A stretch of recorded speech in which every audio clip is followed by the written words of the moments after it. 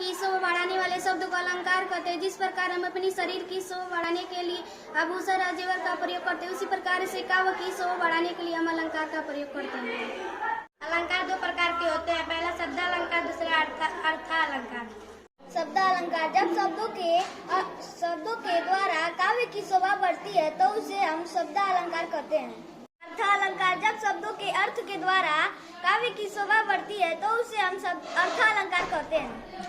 आइए आज हम शब्दालंकार के बारे में जानते हैं। शब्दालंकार तीन प्रकार के होते हैं। पहला यमक अलंकार। यमक अलंकार जब कोई शब्द दो या दो से अधिक बार प्रयोग होता है परंतु उसका अर्थ भिन्न भिन्न होता है तो उसे हम यमक अलंकार कहते हैं। जैसे कनक कनकते सौ गुनी, माँ दत्ता अधिकाय, वह पाए बौराए, जग या खाए बौराए। यहाँ पर कनक शब्द का प्रयोग दो बार हुआ है परंतु कनक का अर्थ अलग अलग है। पहले कनक का अर्थ है सोना, दूसरे कनक का अर्थ है भांग या धतूरा। अनुप्रास अलंकार जब काव्य में एक ही वर्ड बार बार आए किंतु अर्थ भिन्न हो उसे हम अनुप्रास अलंकार कहते हैं। जैसे चांदू की चाची ने चांदी की चम्मच से चांदनी रात में चटनी चटाई।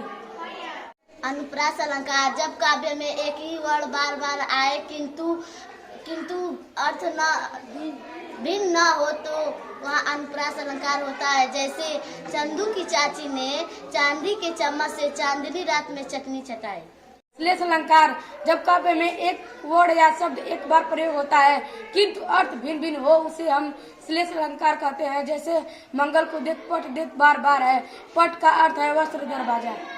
उपमा अलंकार जब काव्य में किसी की रूप गुण और प्रकृति की तुलना किसी अन्य व्यक्ति से की जाती है तो वहाँ उपमा अलंकार होता है।